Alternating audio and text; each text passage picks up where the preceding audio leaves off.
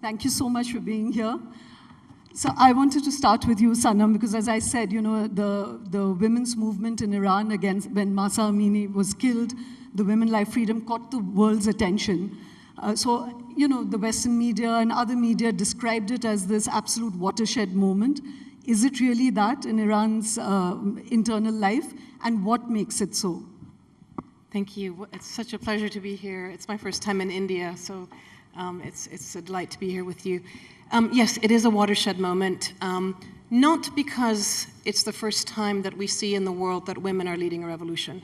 We've seen women in Yemen and Sudan and other places being at the forefronts of revolutions against dictatorships. What's extraordinary about what's happening in Iran is that it is the culmination of 3 generations, so my mother's generation, my generation, and now it's the age of my daughters and younger even, coming into the streets. And what's really extraordinary is that the unifying message is a feminist message, women, life, freedom. It's about women's rights. And what we're seeing for the first time, I think in the history of the world actually, is that men are standing shoulder to shoulder with women, together fighting. And this clarion call of women, life, freedom has unified people across geography and across economic divisions and across, as I say, gender and religion and so forth. So that's what makes it a watershed moment. And when you have 10-year-olds supporting it, you don't change their mind to go backwards. So I think that's why the regime has a challenge on its hands. So very quickly, Sanam, because I want to bring everyone else in, that at the center of this is the idea of the hijab, and we have this image on screen, which is the stereotype of what Muslim women are really experiencing. So how do you and Iranian women see the hijab, and what is it really a metaphor for? So a couple of things. If I go back to my grandmother's generation, Reza Shah, the Shah's father, deliberately made the hijab illegal. In 1979, they made the hijab imposed. I think fundamentally what Iranian women, and I would say that I work with women in 40 countries around the world, what we're saying is, leave us alone. We make the choices for ourselves. My body, what I wear, how I deal with my reproductive rights, etc. These are all choices that we make for ourselves. And there are 2 factors. One is, we want to have the right not to just be focused on ourselves, because I think that's a distraction.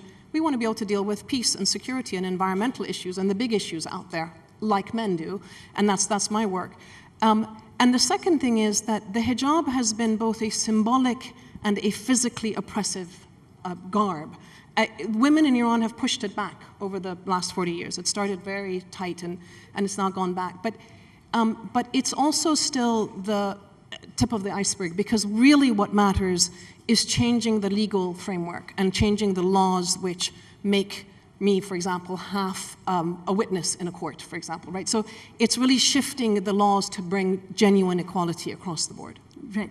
So I'm going to come back to, if we have time, Sanam, to ask how the state responded to these protests. But Sheeba, I want to bring you in over here. Sanam just spoke about how the hijab really is a restrictive symbol, and women have always had this very dialogic pushback on it. But then if someone tries to pull it off you by force, then they, like her grandmother and her mother, have been pro-hijab as well as anti-hijab, which is very interesting. Now, similarly, you call yourself an Islamic feminist and not a Muslim feminist. Why is that, and what's the distinction? Thank you, Shoma. Well, this is very important. This is the basic foundational question, how Islamic feminism is different from Muslim feminism. And what is feminism stand within the framework of Islam. So Islamic feminism is a very rigorous scholarship-based knowledge project that informs the world that it is about the reclaiming of what has already been ordained or given to the woman. And we are saying that we don't want anything from the clergy. We don't want any concession or anything. We just want whatever has been given already 1400 years back, when those things were unknown to rest of the society, rest of the civilizations. We want to reclaim that. And within that, there is a lot of radical aspects also, which even the regular Western feminists are not espousing right now. So I'm very comfortable saying this because there is this understanding that feminism means something very Western, something very alien, something that is not suited to cultural societies. But Islamic feminism is talking about the original divine text, the tradition of Sunnah and Hadith, and from there they are asking the clergy that I am ready to learn Islam from you, but I am ready to teach Islam as well. So better you don't try to monopolize the religion for your own patriarchal ways. So this is, simply put, it is like this. So, Sheeba, I think that's a really important, like Sanam said, that this whole focus on the woman's body, the hijab, etc., forces women to just focus on this, a reductive conversation, rather than be part of decision-making on other things. But it's again interesting that while Iran women were pushing back on the hijab, in India recently, there were pro-hijab protests in Karnataka. So help us understand how the hijab is playing out in India and why are women pro-hijab. And just one question to that is that typically it's very hard for women to fight because there's the state and then there's the family, there's male, there's majoritarian language. So how do women negotiate this?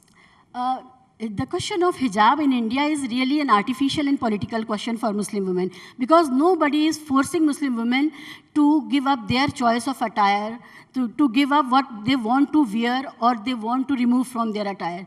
So when the Karnataka hijab controversy erupted, we were really surprised that in India, no woman, whichever community and religion she comes from, has been asked to dress or undress herself as per the whims and fancies of some feminist project or liberal project. So when this whole controversy came up, we were surprised that how come during the election period, this whole, the PFI and the right-wing, local right-wing brigade, the way they were acting in tandem and creating ruckus. And my question was that why, when you are allowed to wear whatever you want to wear, what is your insistence to wear Arabic-style abaya inside the classroom? You can come up to the school in whichever abaya, hijab, niqab, whichever attire you want to use, you can come in that. But inside the classroom, if you don't allow an institution to impose its discipline and its uniform, then what is this whole talk about having a campus and an institution? So, Sheeba, I'm sorry, I'm going to cut you short because I want to bring in the others. There's a very important question there, which is that, a lot of people feel uncomfortable to speak about reform within Muslim cultural practices because you feel then you're playing into majority debates or the stereotype about Muslims. And I'd like you to speak about that. But before that, I want to bring Fawzia in. Fawzia, you were very upset about the framing of this, this panel.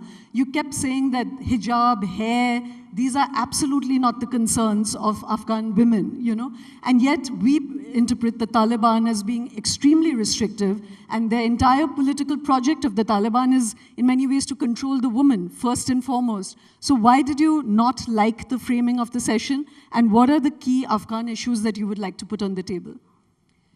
Thank you very much, Shoma. It's a great opportunity to be here.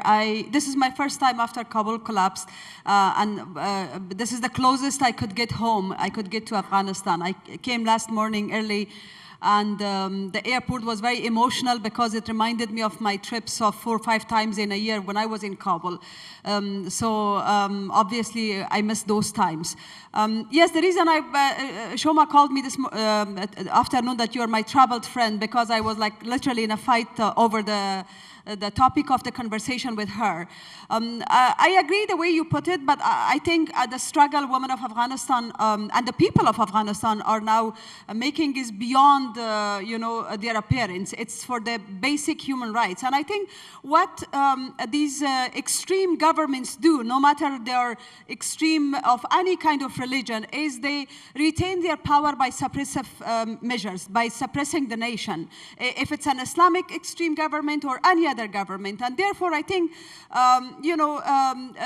if you ask about your social policy, if you ask about your economic policy, if you ask about service delivery to the nation, you don't see that much, laws and policies approved on that, as you see more laws and more policies on repressive measures. In the case of Afghanistan, it's also so true.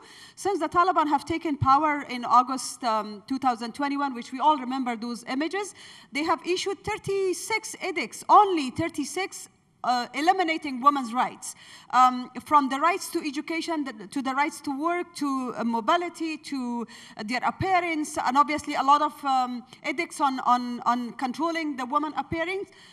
It's not even about that. They suppress women because they think that's an easy object. It's an easy entry point. They create an atmosphere of fear so that they could control their power. And some of these extremist groups, the reason for their existence is that misinterpretation of their religion. In many cases, what Taliban do actually is in contradiction with Islamic principles. Because, for instance, their decision on banning girls' education, that's not happening anywhere in the world. How could you deprive a generation for their gender from their basic Islamic and fundamental rights? And the world is silent. And the whole world is silent because they think it's okay. The governments have that right to suppress and deprive women or population from their rights. I think it's about control, and I think it's about these powers' survival. So in the case of Afghanistan, the moment Taliban try to open up, the moment they try to respect the citizens, they will be dissolved. So unfortunately, women are being used as an easy object. In Afghanistan, our story is beyond hijab. Yes, women of Afghanistan want to have their scarf, but meanwhile, they want to go to the office. They want to go to school. They want to go to university. They want to be able to be respected as a human being. And that is the point that is missing in the international arena, which is sad because, remember, Fawzia, discrimination there could reach to your own borders, as I see it's happening, because obviously if we take suppressive measures, it's like two sides.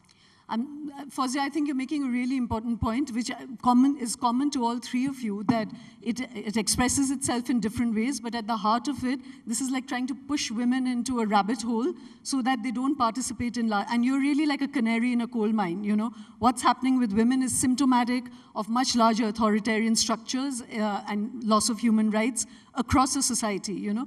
I'm going to come back, hopefully we're going to have the time, that there is a stereotype that this is not just about political structures. People have this, prejudice against Islam itself, that even the religion is restrictive. And all three of you have spoken to me about Wahhabi Islam and how worried all three of you are. I hope we have time. I want to draw Ruha into this conversation. Ruha, you've entered this debate from a very different door, which is economic power. You know, you're really worried about how there's an absence of Muslim women across the board in senior leadership positions. Can you tell us how you got triggered? You know, you were a doctor, Harvard graduate. You could have been doing everything else. You come into social entrepreneurship, trying to raise up women who don't have opportunity. What was your trigger? Thank you for having me. My trigger was something that I realized in my 20s. It was, I did my 2 + 2 is equal to 5, like realizing it was more than these two separate stories much later. And what my 2 + 2 was, I was, I'm the middle child in a family of 2 brothers and a sister. Time. We're going to run out of time. Oh, so yeah, I just sorry. And my brothers and I got a lot of education, and my father is a doctor, my mother is a homemaker. And we would still joke at home that we get the brains from my mother.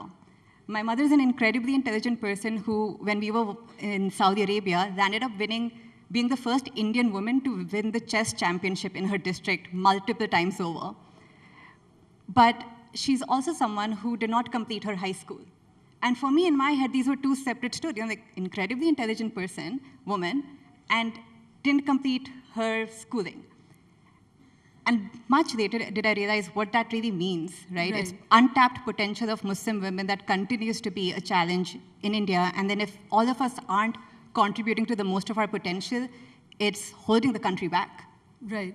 So, you know, you've shared that this was your mother, that was a personal trigger, but you also found that when you were applying to Harvard, there were no mentors who were Muslim women. So you've incubated about 300, fellows who've got entry now. But you did a survey where, you made women apply to 1,000 jobs. And the survey showed that there was a 47% bias against Muslim women. That if a Hindu woman or any other name applied, and a Muslim applied, that there was a 47% bias in a Muslim woman getting a call back. How has that shifted in the, did you share that data with any corporates or others? How have people responded, and has there been any shifts? Yes, so people have responded positively to it. So just a summary of the study. We created 2 resumes, Priyanka Sharma, Habiba Ali, applied I'm sorry, to 8,000 I'm jobs. just, because, don't tell us the modalities, we're just taking your results. How did people respond to that? So we had a lot of companies reach out to us showing interest in this, and I think that's what was powerful, is we don't talk about the Muslim issue. We don't even call it the Muslim issue. At best, it's minorities or the M word. So putting this out there actually sparked a lot of conversation. We've been invited to several companies to share our findings and to share ideas on how companies can be more inclusive and religiously diverse in our country. Right. So, very quickly, can you 3 address, I'm going to come back to Ruha with, how it impacted, say, the men in the family when you have helped women pass through the doorway.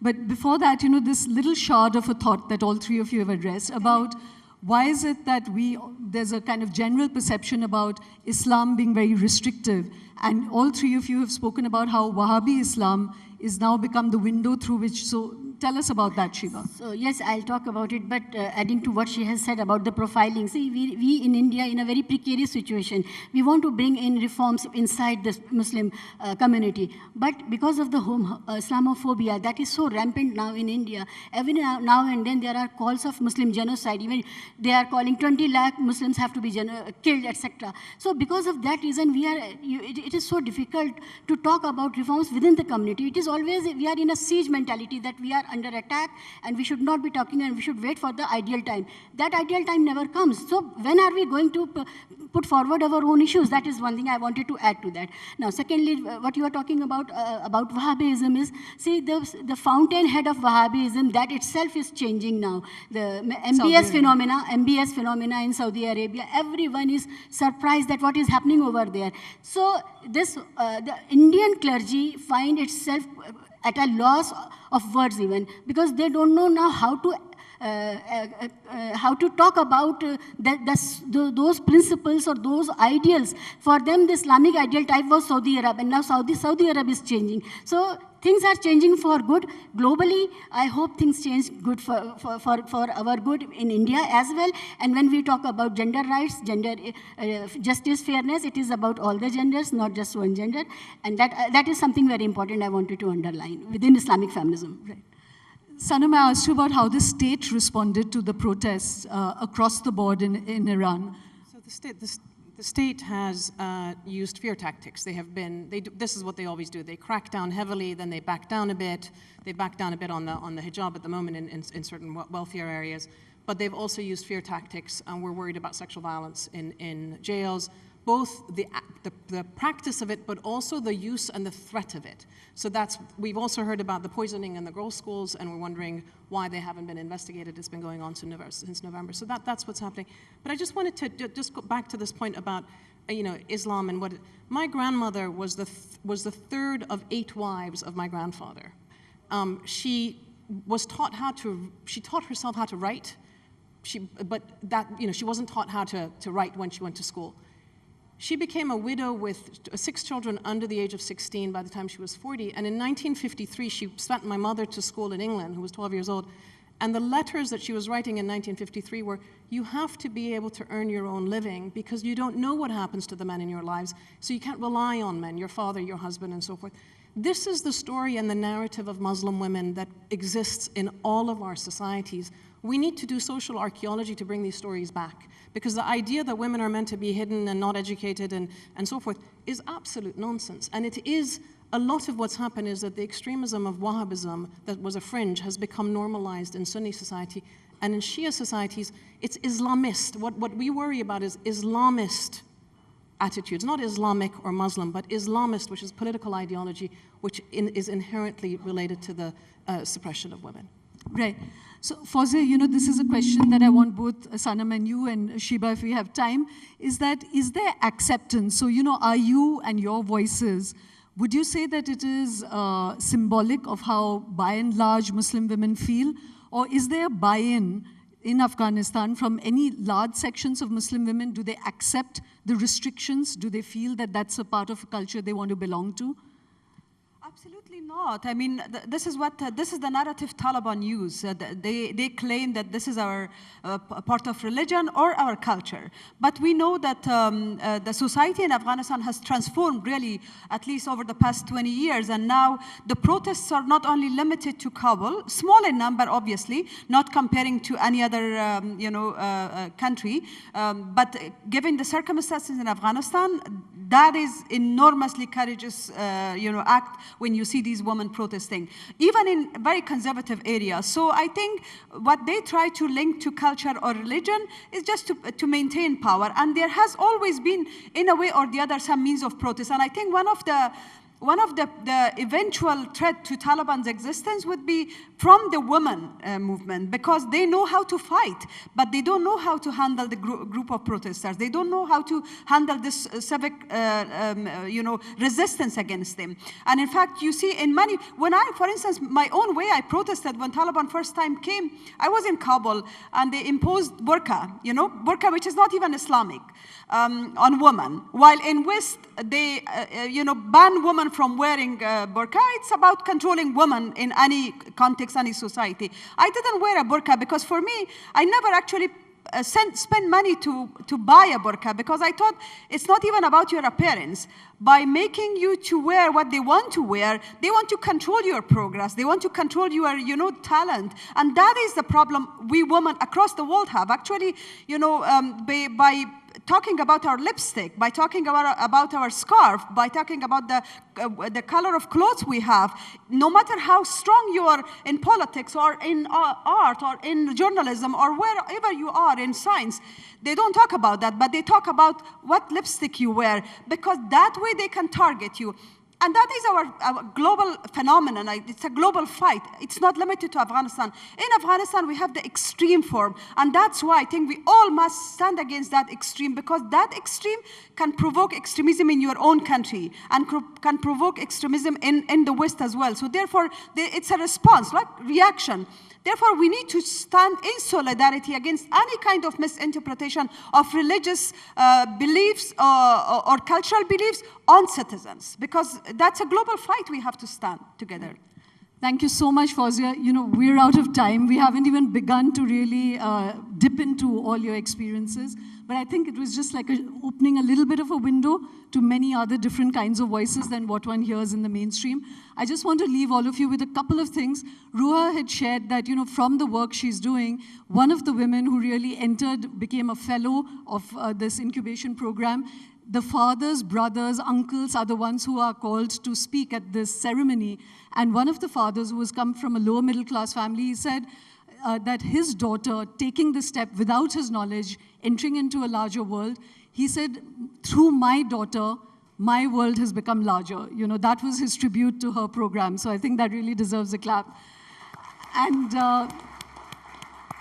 equally, Sheeba, something she's not been able to speak of is that Indian Muslim women are quite ready for reform, and in the midst of a political climate, which is, like she said, not comfortable, makes you feel you're under siege, but they want the reforms. And she was saying, why is it that the obscurantist patriarchy and clergy have to be the ones that the Indian state is speaking to, rather than women like this, who represent the true surge and churn within the community. So, for Indian Muslim women, this is the best time. Whatever the problems are, but it's still the way we have been able to articulate our own issues. It has never been like that in the times of my mother or grandmothers. So this is the best, and I'm very hopeful of our future in India. Thank you. On that note, as I said, this is just windows into a very large world. Thank you very much, all of you, for coming here, and more power to all of you. Thank you.